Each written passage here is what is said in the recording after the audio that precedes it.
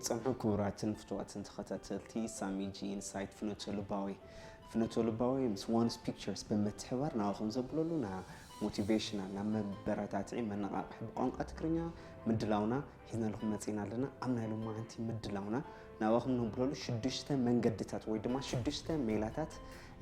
መባራታት ህይወት ወይ ድማ አርሰና ነጎሉተሎ መንገደታት ኢና ናዋኹ ነብል ማለት እዩ ቅድሚ ናፍቲና ኢሎም ማለት ምድላውና ሳሚጂ ኢንሳይት ቋንቋ ትግርኛ ና ሞቲቬሽናል መባራታት ቪዲዮታት ንምርካብ ሰብስክራይብ ኬርኩም ታናይ ደወል ምልክት ብምጽቃት ተሐደሽቲ ቪዲዮታት አለዮም ሓጸርት መልእክት ናዋኹም ከብሉልኩም ኤኒቲንግ ህይወት መባራታት እንሰዶ ቪዲዮታት ኮሜንት ሼር ላግበርኩም አባላት ስድራ ናይቲ ሳሚጂ ኢንሳይት እንትኾኑ ናይ ኩሉ ግዜ ድሌትናን እንጉደትና ነው ቀጣና ማይሎም ማንቲ መንገድና ንሕለፍሙ አናይሎም ማንቲ ንሪኦት አዩ ሽዱሽተ መንገድታት ወይ ድማ ሜላታት አርሰና ነገሉተሎ ወይ ድማ አርሰና ሞቲቬት ንገብረሉ መንገድ ኢና ንርኢ ማለት እዩ ያው ህይወት ሁሉ ጊዜ በተዘሐሰብና መስመር ንختጓዓዛ ጸጋም ኮን ይኽእል በተዘሐሰብና መስመር በተዘሐሰብና ዕላማ በተዘሐሰብና ንሕና ሮድ ማፕ ለውጸናሉ ንመኻድ አጸጋም ኮን ይኽእል ምክንያቱ ሁሉ ጊዜ ህይወት ናይ ተሐሰብና ውጽኢታ ጥራሕ ዘይኮነስ ካልኦት ኢንፍሉዌንስ ለገወርና መንገድታት ክሉ ይኽእሉ እዮም همዛ ዓይነት ስሜት ኣብ ዝስምዕና እዋን ወይ ድማ አርሰና እቲ ሞቲቬሽን አርሰ ግሉበታ ኣብልሳና ኣለዋን አርሰና ሃመጌርና ይንሓፍ ክነብል ንኽእል ንሉ ሽዱሽተ መንገድታት ኢና ናዋኹም ንርኢ ማዓንቲ ማለት ነው ሽዱሽተ መንገድታት ከይተፈለጠና እውን ኢንቴንሽናሊ ኣብ ህይወትና ላተግብርናዮም ነርና ኮን ይኽእል እዩ ግን አርሰና ለማዓንቲ እዚ ቪዲዮ ብምልካት ንእሽተይ ስኽን ብምባል ወይ ድማ አርሰና ብምርግዕ ዞም ነገራት እዚኦም ተተግቢርና በእርግጠኝነት እቲ ንሓስቡ ሽቶ ህይወት ዕላሙ ሙቁዕ ዘይክተርፍ ክኸውን እሞ ቀጥታ ናፍትና ኢሎም ማዓንቲ ዞም ሽዱሽተ ሜላታት ህይወትና ንቕይረሉ መንገዲና ኢሎም ማዓንቲ ከስግረኩም ማለት እዩ ኣብ ቁጥሪ ሓደ ተቐሚጡ ዘሎ ሽዱሽተ ካብቶም ሽዱሽተ ሜላታት ኣብ ቁጥሪ ሓደ ድሌት ወይ ድማ ዕላማ ጎል ኢልና ጠቕላላ ቢልና ነቕምጦ ንኽእል ኢና ወይ ኣምቢሽን ኢልና በትጀመርታ ልመጽእ እቲ ድሌትና ክንፈልጥ ከም ዝግበአና እዩ ብዙሓት ሰባት ናይ ህይወቶም ድሌት ናይ ህይወቶም ባህጊ ናይ ህይወቶም ፐርፐዝ ንምርዳእ ብዙሓት ግዜታት ይወስደሎም ይኽእል እዩ ገለገለ ሰባት ናይ ህይወቶም ትርጉም ናይ ህይወቶም ፐርፐዝ ቀልጢፎም ዝርድኡሉ ክኸውን ይኽእል እዩ ገሊኦም ድማ ብዙሕ ግዜ ክወስደሎም ይኽእል እዩ ናትካ ህይወቱን ካብ ናይዞም ሰባት እዚኦም ዝተፈለየ ክኸውን ኣይኽእልን እዩ እሞ ርግዕ ብምባል ናተይ ህይወት ፐርፐዝ ታዩ ናይ ህይወተይ ባህጊ ታዩ ኢልና አርሰና ድፍር ኢልና ወይ ድማ ንዓርሰና እዚ ዓይነት ሕቶ ብምሕታት ናይ ህይወትና ትርጉም ክንርዳእ ንኽእል እዩ እቲ ዋና ህይወትና ሞቲቬት ክገብረልና ንኽእል ወይ ድማ ከበረታተልና ንኽእል ናይ ህይወት ፐርፐዝ ወይ ድማ ድሌትና ክርድአና ከም ልከኣል እዩ ምዚ ያልተተሓዘት ሓንቲ ታሪክ ነግረኩም ካብ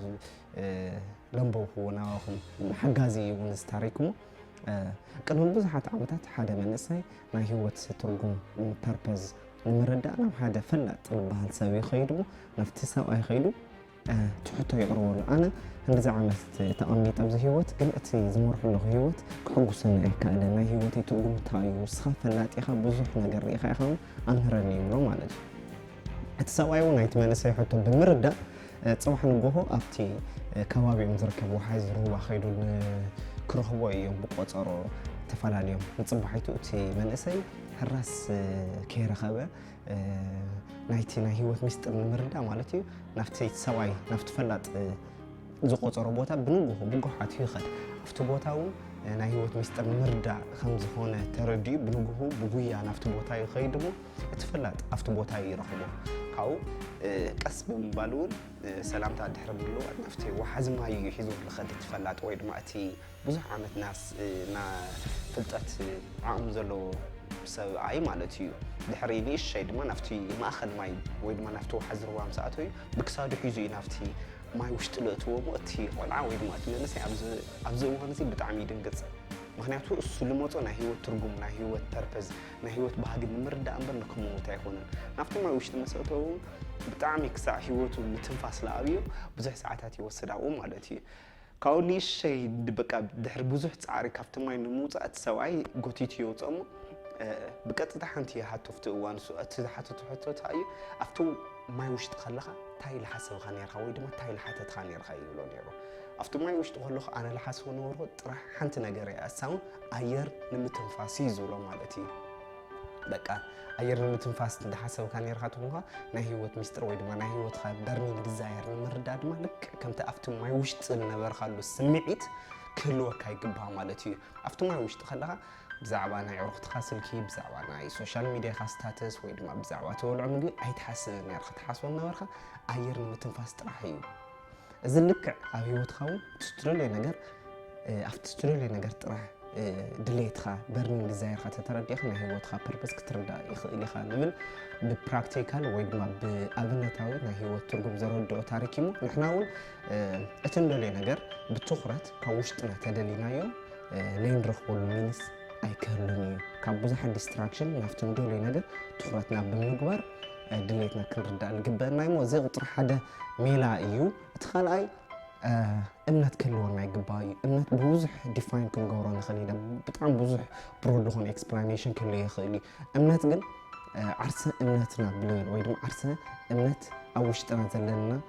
እምነት እዩ ንዓና ክገልፀልና ንኽእል እሞ ሓደ እውን ኣባህላን እዩ እምነት ተሃሊካ ዝኾነ ስራሕ ንምስራሕ ዝኾነ ፕሮጀክት ወይ ድማ ዝኾነ ናይ ህይወት ዓላማ ንምስኻዕ እምነት ተሃሊካ ፍርቂ ኪሎ ሜትር ተጓዒዝካ ኣለካ ልባል ኣባህላን እዩ እሞ ብዙሓት ሰባት ስራሕ ክንጅምር ከለና ኣብ ህይወትና ዝኾነ ነገር ንሓስቦ ሓሲብና ናብቲ ስራሕ ክንኣቱ እምነትና ምስ በዓልና ንጠራጠረሉ እዋን ብዙሕ ኣሎ እሞ እምነት ወሳኒ እዩ እምነት ምስቲ ስፒሪቹዋል ዝበሃል ወይ ድማ ምስቲ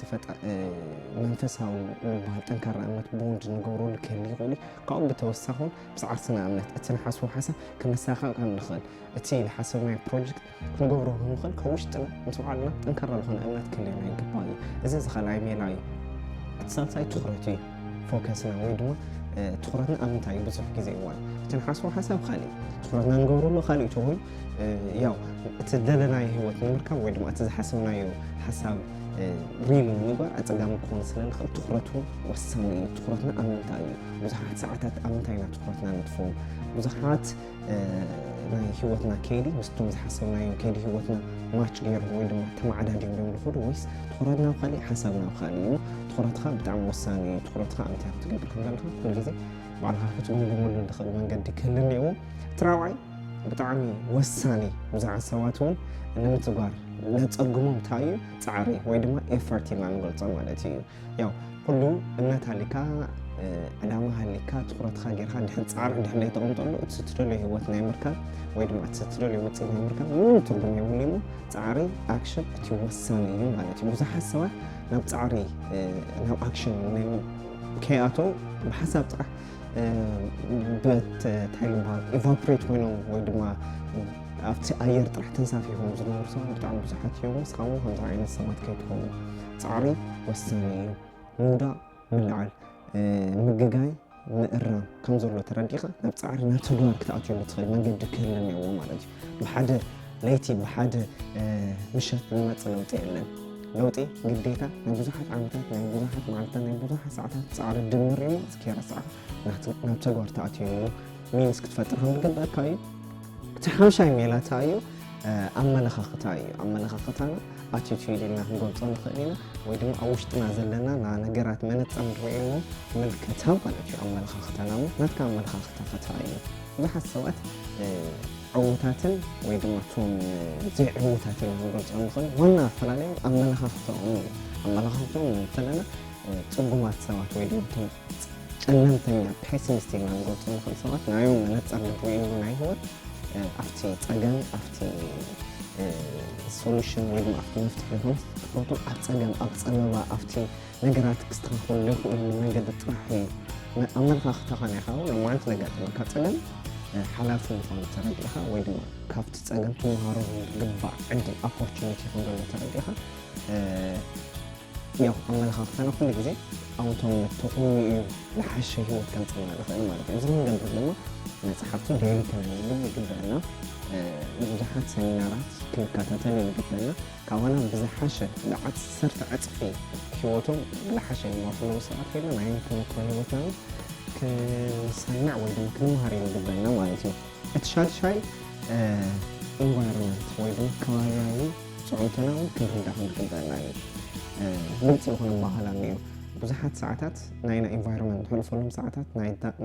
ህይወት ናይ ምውሳን ዓቕሚ እኒአዎም እሞ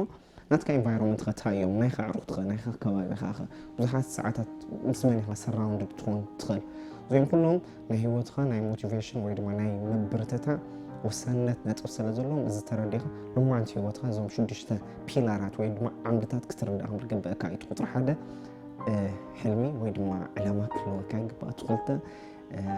أمنت كله كاي جبا تسالساي تخرجها كتر دائل جبا تي راوعي وساني أكشن تعرف كله كاي جبا حامشاي أملا خاطها أون تونت زحازة أون تونت زعملوا لكوني جبا تشارشاي كباباوي تعودها كتر دائل جبا لبل أمنت ميني زيوم نقبرت خوين تندلين أي وتبركي كنا بتصحلوا اللي نخل منهم مخنياتي اللي يمو عرسنا كل جزء زيوم موتيفيت مونجر لحاشة وقت كنا رح ندخل العالمي زي المثل سامي جين سايت أو تونتي عم نايزي صدرة نايزي channel سبسكرايبر مونجر عبارات ممخل دلهم عينة حطوتات فروارد تجوروا تدخل يهم دلهم أرستيون ذكر محل لفنا إلهم تحسوا فروارد جورو نبز بمنصون